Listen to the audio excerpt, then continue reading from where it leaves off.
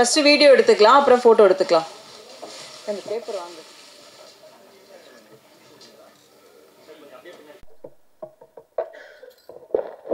எல்லாருக்கும் வணக்கம். Today is a very auspicious day. இன்னைக்கு தான் துர்கா பூஜை ஆரம்பிக்குது. ஸோ இந்த மாதிரி ஒரு ஆஸ்பிஷியஸ் நாளில் உங்க எல்லாருக்கும் சந்திக்கிறதுக்கு ரொம்ப சந்தோஷமா இருக்கேன். இறுதி முயற்சி. It's a great team work. we had a very beautiful experience in this movie and ரொம்ப நல்லா இருந்திருக்கு, ரொம்ப சப்போர்ட்டிவாக இருந்திருக்காங்க எல்லாரும். அண்ட் நம்ம எல்லாரும் சேர்ந்து என்ஜாய் பண்ணி இந்த படத்துக்கு ஒர்க் பண்ணியிருக்கோம். Thank you director sir for giving me this opportunity and என் மேலே நம்பிக்கை வைக்கிறதுக்கு that I can portray this Vani character the way you want it. Thank you so much sir. And Ranjith sir பற்றி பேசணுன்னா he is an amazing actor. So அவங்க கூட work பண்ணும்போது ரொம்ப கம்ஃபர்டபுளாக அண்ட் ஸ்மூத்தாக இருந்துச்சு. ஸோ சில சமயத்தில் எனக்கு சில டைலாக் சொல்லி கொடுத்துருக்காங்க. ஸோ ரொம்ப சப்போர்ட்டிவாக ஹெல்ப்ஃபுல்லாக இருந்திருக்காங்க. Thank you so much sir. And music பற்றி பேசணும். கண்டிப்பாக Sunil sir has given very catchy music இந்த படத்தோட.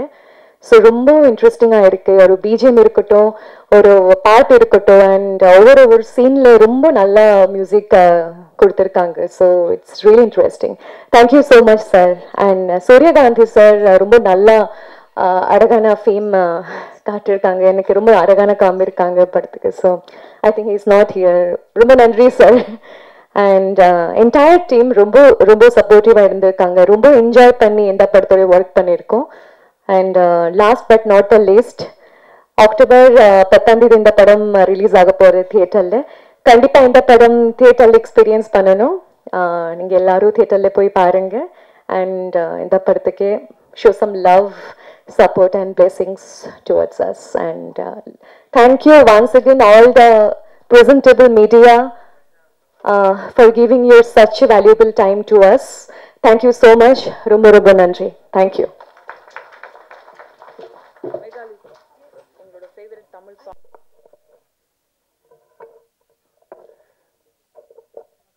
எல்லாருக்கும் அன்பு வணக்கங்க. குறிப்பாக என்னுடைய பத்திரிகை சகோதரர்களுக்கு அன்பு வணக்கம். எல்லாம் எனக்கு தெரிந்த முகங்கள் பலதற்கு. தர்மா வணக்கம். என்னக்கு நான் ஆளே மாறிட்டேன், கால சூழ்நிலையா?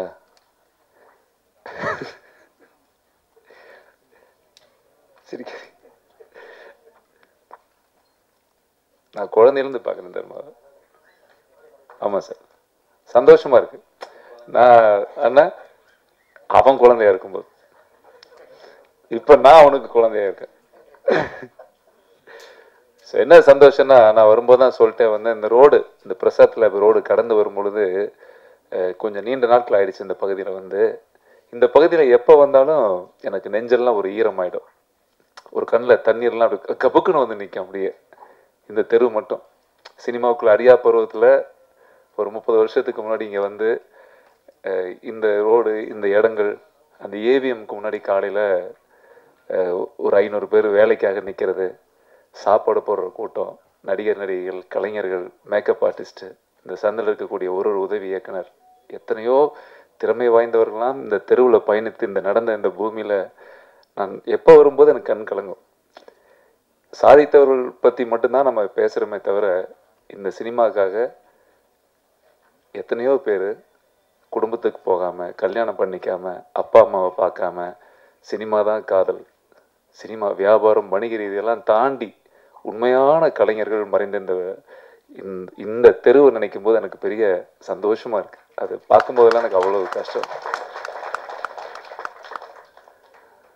ஸோ இந்த சினிமாவில் நானும் இத்தனை கோடி, இத்தனை ஆயிரங்கள், இத்தனை லட்சத்தில் நானும் ஒரு கடைக்கோடியாக, ஒரு சாதாரண நடிகன், பல திறமையான கலைஞர்களுக்கு மத்தியில் எனக்கு ஒரு வாய்ப்பளித்த, எங்கேயோ இருந்து வந்து எனக்கு ஒரு வாய்ப்பு கொடுத்த என்னுடைய குருநாதர் ஆர்கே செல்லுமணி சார் அவர்களுக்கு எப்பவுமே நான் வாழ்க்கையில் நன்றி கடன் பட்டிருப்பேன்.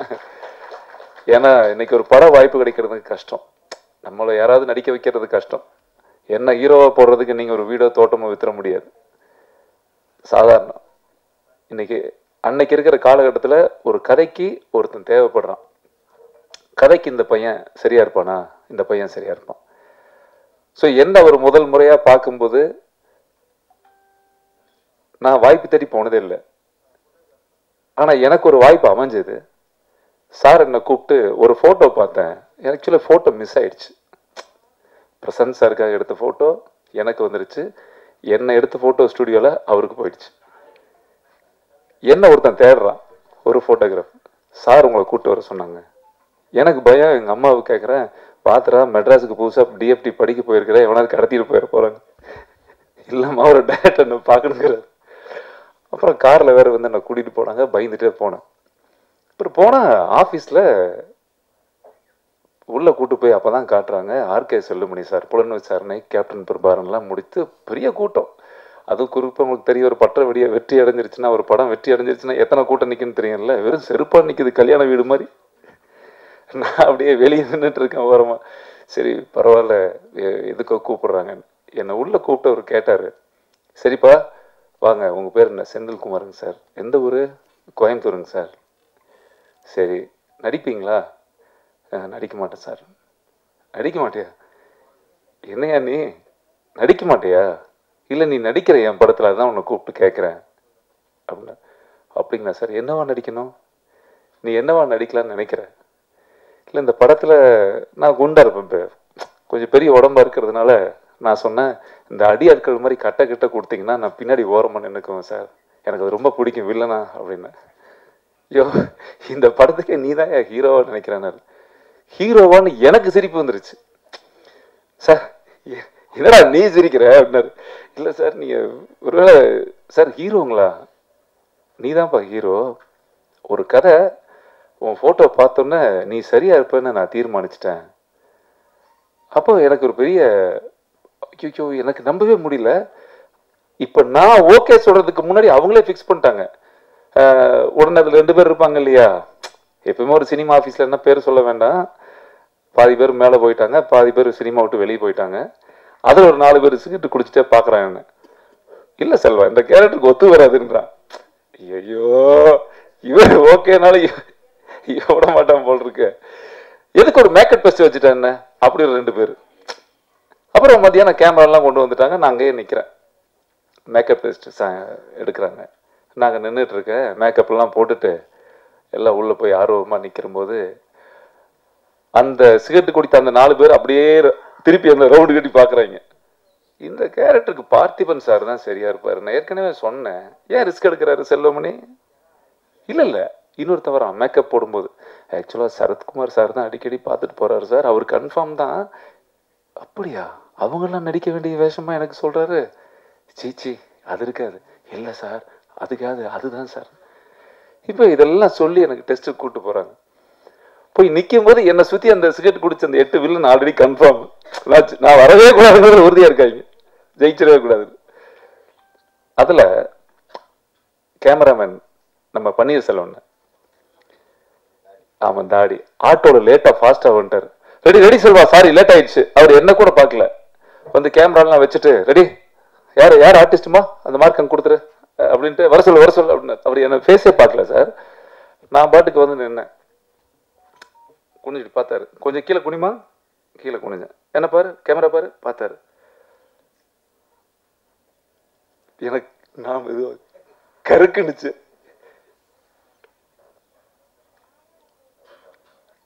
இப்படியே பார்த்தாரு. இந்த சிகரெட் கட் பண்ண கவுண்டர் க்ளோஸ் அந்த 8 பேரும்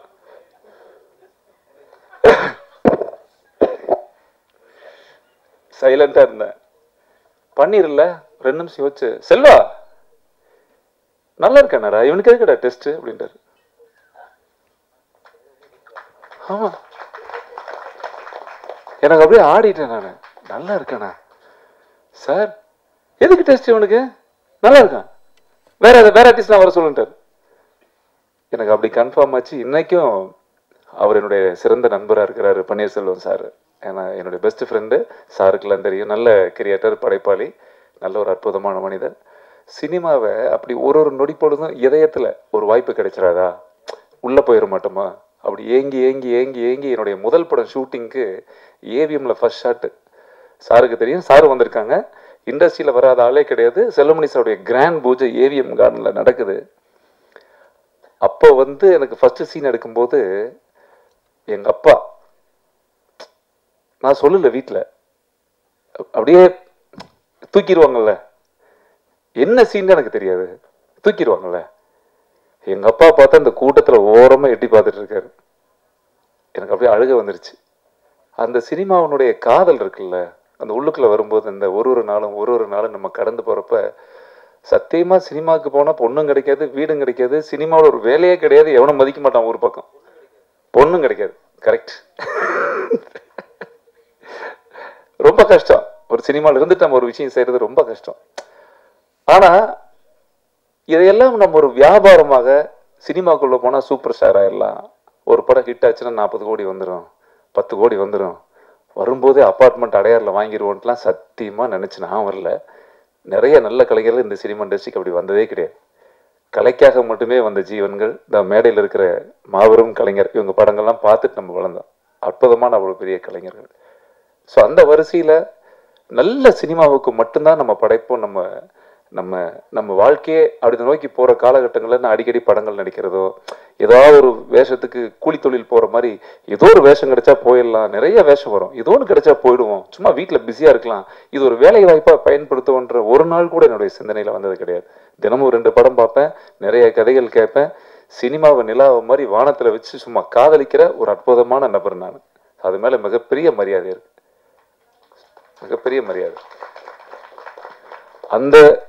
அந்த மாதிரியான போக்கில் இருக்கும்போது நான் ஒரு நண்பரை சந்திக்கிறேன். அந்த நண்பர் எனக்கு ஒரு கதை வச்சிருக்கிறேன்னு சொன்னார். நான் எப்பயுமே கொஞ்சம் அட்வைஸ் பண்ணுவேன். வீட்டில் பொண்ணு நல்லா இருக்குதா, படம் எடுக்கிறீங்க, போச்சுன்னா போயிடும் பார்த்துக்குங்க. எங்கள் அம்மா சொல்லும், வீட்டில் யாராவது வந்தால் கெடுத்துட்டியா, டீ வச்சு கொடுத்து அட்வைஸ் பண்ணி அனுப்புவேன். அவங்க செருப்பு எப்படி நூல் இருக்குதா, டீ போர்டு காரில் வந்தாரா, இதெல்லாம் நான், ஏன்னா 100 ரூபா சம்பாதிக்கிறது ரொம்ப கஷ்டம். இந்த சினிமா வந்து விருப்பப்பட்டு காதலிச்சு வரக்கூடிய ஒரு தொழில். இது ரியல் எஸ்டேட்டில் போட்ட மாதிரி வந்தால் அது எதிர்பார்க்க முடியாது. இது வந்து நேசித்து வர வேண்டிய ஒரு தொழில். ஸோ அப்போ என்னுடைய அருமை நண்பர் இயக்குனர் வந்து என்கிட்ட சொன்னார், ஒரு அருமையான கதை இருக்குது சார். நான் வேண்டான்னு சொன்னேன். வேண்டாம் சார், ஏன்னா போராடணும். வியாபாரத்தில் இருந்து ஒரு நடிகருக்கு படம் எடுக்கிறது அது ஒரு தன்மை, அது உங்களுக்கு தெரியும்னு நினைக்கிறேன். ஒரு படம் எடுக்கும் பொழுது ஒரு வியாபாரம் அப்படின்னு நம்ம ஒரு லிஸ்ட் போட்டு வச்சிருப்போம். அது தியேட்டர் வரைக்கும் பேசும், ரிலீஸ் வரைக்கும் பேசும். ஸோ அந்த மாதிரியான சூழல்ல அவர் என்னை கேட்கும்போது நண்பனாக, ஒரு தோழனாக நான் அவருக்கு சொல்ல வேண்டிய கடமை என்ன, அக்கறை தான். எனக்கு ஒரு அட்வான்ஸ் கிடைச்சா போதும், எனக்கு ஒரு படம் கிடைச்சா போதுங்கிறதெல்லாம் தாண்டி சக கலைஞனாக நான் அவருக்கு அக்கறையின் காரணமாக தான் சொன்னேன். அப்புறம் போயிட்டாரு. அப்புறம் திரும்ப வந்து எங்கிட்ட ஒரு புக்கு கொடுத்தாரு. சரி, நீங்கள் கதை தான் கேட்க மாட்டீங்க, இந்த புக்கு படிங்கன்னாரு. நான் படித்த உடனே நான் அப்படியே அந்த வாழ்க்கைக்குள்ளேயே போயிட்டேன். நான் அந்த ஒரு வாழ்வியல், பா என்ன ஒரு அருமை கனமான கதை அது.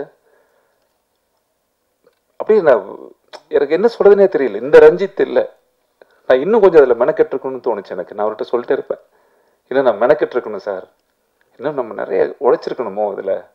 எனக்குள்ள அந்த குறை, அன்சாட்டிஸ்ஃபைடு. ஏன்னா அந்த அவரோட படைப்பு அவ்வளவு பாரமா இருந்தது, கனமா இருந்துச்சு.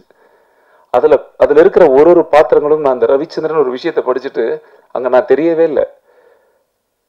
நான் இமிடியட்டா சார் ஷூட்டிங் போகலாம் சார், அது எந்த அளவுக்கு பொருளாதாரம் நீங்க குறைச்சு செய்றீங்களோ அந்த அளவுக்கு நமக்கு நல்லது சார், ஆனால் ஷூட்டிங் போயிடலாம், சூப்பரா இருக்கு சார், கதை நல்லா இருக்கு, கதையா நல்லா இருக்கு, ஏன் சார் என்ன யோசிச்சீங்க, எவ்வளவோ பெரிய நடிகர்லாம் இருக்காங்க, கொஞ்சம் நீங்க இந்த கதையை யார்கிட்டயே ட்ரை பண்ணி இருக்கலாமே அப்படின்னாரு. அவரு சொன்ன பதில் கேட்டுதான் எனக்கு ரொம்ப ஷாக் ஆயிட்டேன். சார் நான் வந்து ஒரு வியாபாரத்தோட முயற்சி பண்ணியிருந்தேன், இந்த கதையை வச்சுட்டு நான் எங்க வேணா எப்படி வேணா போயிருந்திருக்கலாம். என் மனசுக்குள்ள இந்த கதையை நான் எழுதும்போது, அந்த சம்பவத்தை பேப்பர்ல படிக்கும் போதும் எனக்கு உங்க முகம் ஞாபகம் வந்தது அப்படின்னு சொன்னார். எனக்கு அதுவே தேங்க்யூ ஸோ மச் சார், பெரிய விஷயம். ஏன்னா இந்த எத்தனையோ கோடி கலைஞர்கள்ல ஒரு நல்ல கதை எழுதி அதுல என்னுடைய முகம் உங்களுக்கு வரும்போது எனக்கு ஒரு சந்தோஷம் தானே, அதுல எனக்கு ஒரு பெரிய மகிழ்ச்சி. அது எப்படி சார் வரும், அது எனக்கு உண்மையாகவே எனக்கு அது ரொம்ப மகிழ்ச்சியா இருக்கு. ஸோ அப்படி ஷூட்டிங் ஸ்பாட் போகும்போது எப்படி எடுப்பாரு, இது எப்படி வரப்போகுது, எப்படி எடுத்திருக்கிறோம், இதுல கமர்ஷியலா பாட்டு இருக்குதா, 10 ஃபைட்டு கிடக்குதா, இது கமர்ஷியலாக இப்படி அடித்தா வருவான், அப்படி போனால் வரும், பாட்டெல்லாம் இப்படி இருந்தால் வருன்ற எந்த மெனக்கெடுதலுமே கிடையாது. ஒரு அழகான ஒரு உண்மைத்தன்மையை ஒரு திரைக்கதையின் மூலமாக எங்கேயுமே போரடிக்காமல் ஒரு படமாக கொடுத்துருக்காரு. சூப்பராக இருக்குது. அந்த படத்தை நான் பார்த்தேன். நல்லா இருக்குது சார், நல்லா இருக்கு, நல்லா இருக்கு எனக்கு. ஆனால் ஒன்று சார், வணிகமாக இது நான் அதையும் சொல்லிடுறேன் மனசாட்சியில். ஏன்னா எல்லாருமே இன்னைக்கு நம்ம வந்து ஒரு ஆடியோ ரிலீஸு பாடல் வெளியிடுறோம். ஒரு தர்ம சங்கடமான உங்களுக்கும் தெரியும், எப்படியாவது நீங்கள் தான் கொண்டு போய் சேர்த்தணும் பத்திரிக்கை, எப்படியாவது கொண்டு போய் எப்படி சேர்க்கறது? என்ன பால் பேக்கெட்டா காலையில் அம்மா பால்னு போய் வீடு வீடு போடுறதுக்கு? நல்லா இருந்தா ஓடும் இல்ல, அவ்வளவுதான். இந்த படம் நல்லா இருக்கு நம்புறோம். சரி, படம் நல்லா இருக்கு தானே, வியாபாரமா இருக்க வேண்டியதானே? நல்லா இருக்குல்ல, வந்து செக் போட்டு கொடுக்க வேண்டியதானே? ஏன் வரல? ஒரு குழப்பம். நல்லா இருக்கு, ஆனா ஏன் ஒரு பரபரப்பு இல்லை? சார் கஷ்டப்படுறாரே பாவம். எனக்கு ஒரு குடும்பத்தை நினைச்சு எனக்கு ஒரு ஃபோன் வரும்போதெல்லாம் எனக்கு கஷ்டமா இருக்கு. ஐயோ, அவருக்கு என்னடா அது நல்லா இருக்கு படம், ஏன் அது இல்லை? ஒரு 10 பேர் பார்த்துருப்பாங்க. அந்த பார்த்த 10 பேர்த்தினுடைய தகவல் என்ன தெரியுமா? ரஞ்சித் ஹீரோவா? என்ன தலைவர் நீங்க ரொம்ப வருஷம் கழிச்சு நீங்க கரெக்டா தப்பா ஒரு முடிவு எடுத்திருக்கீங்க. ஹீரோயின் யாரு? அவர் படம் பார்த்ததுக்கு அப்புறம் காமெடி நீங்க யோகி பாபு சார் கொஞ்சம் ட்ரை பண்ணியிருந்திருக்காங்க. இல்லை பண்ணியிருக்கலாம் சார், இந்த கதை கேட்கல.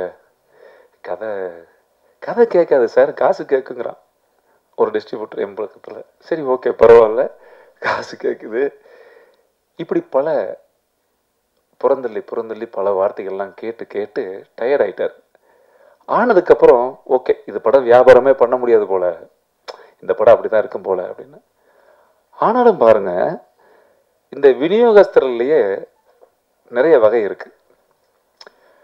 ஃபாலோயர்ஸ்னு சில பேர் இருப்பாங்க, பிரான்சைசி மாதிரி. ஒரு டீ கடை நல்லா ஓடிச்சுன்னா உடனே நம்ம ஊர்ல போட்டு காசு பண்றது. சொந்தமா பண்ணு வைக்க மாட்டான், சொந்தமா பால் வாங்கி கறந்து டீ ஊற்ற மாட்டான், கஷ்டப்பட மாட்டான். அதுல அப்படி ஒரு டிஸ்ட்ரிபியூட்டர் பார்த்தா அதான் நம்ம திருச்சி ஜின்னா பாய் தங்கமே அஜய் பிலிம். சூப்பர்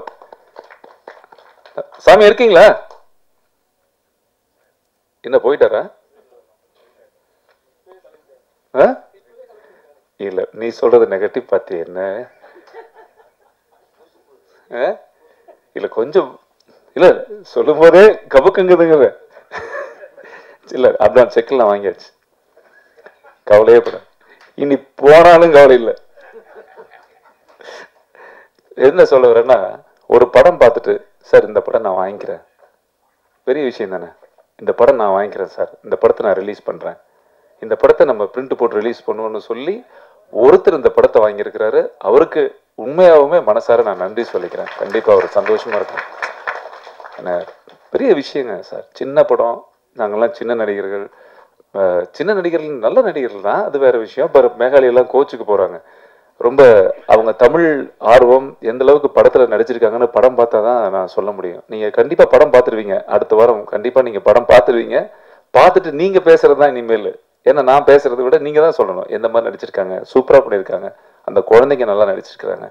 நான் தனித்தனியா ஒருத்தருக்கும் சொல்றது வேற. மியூசிக் டைரக்டர் முதல் கொண்டு, வரிகள் எழுதிய என்னுடைய அன்பு நண்பர் ரகுமான் முதல் கொண்டு, எடிட்டர் எங்க பப்ளிசிட்டிக்காரனே ஆயிட்டு. நீ இந்த படம் நல்லா இருக்குன்னு எப்படிமா கண்டுபிடிச்ச? அவர் பிஸியான editor sir. Vijay Sethupathi sir படம் நிறைய படம் எல்லாம் பண்ணிட்டு இருக்காரு. ஒரு நாளைக்கு 15 போஸ்ட் போட்டுட்டே இருப்பாரு, அருமை அருமை விரைவில் வருகிறது. அப்ப யோசிப்பேன், இவன் தான் எடிட்டரு, நல்லா இருக்கோ இது நான் படம் பார்க்கறதுக்கு முன்னாடி. புரியுதா? ஏன்னா ஒரு எடிட்டர் எடிட் பண்ற எடிட்டர் தினமும் 5 போஸ்ட் போடுவார், காலை வணக்கம் மாதிரி, விரைவில் இறுதி முயற்சின்னு. இவரு டைரக்டர் சும்மா இருக்காரு, இவர் ஏன்டா ஓவரா பண்ணிட்டு இருக்காருன்னு. எனக்கு உங்களுக்கு புரியுதாக்கண்ணா? எனக்கு அது அந்த அளவுக்கு சந்தோஷமாச்சு. நீங்க யார் ஒரு கலைஞர்களுக்காக கலைஞர் சப்போர்ட் பண்ணி இந்த நான் இருக்கேன் கூடன்னு சொல்லி ஒரு நல்ல படத்தை நீங்க எல்லாம் கொண்டாடுறீங்கல்ல. நம்மகிட்ட காசு பணம் இல்லாம இருக்கலாம், ஆனா உசுறு கொடுக்குறோம்ல, அது பெரிய விஷயம் சார். அந்த டீம் அமைஞ்சது பெரிய பாக்கியம். அதுல அது உண்மையாமே எனக்கு ஒரு நாளும் இதுல ப்ரொடக்ஷன் மேனேஜர் நம்ம வேலுல ஆரம்பிச்சு, நம்ம மியூசிக் டைரக்டர்ல ஆரம்பிச்சு, இதான் சாரோட நண்பர்கள் சொன்னாங்க,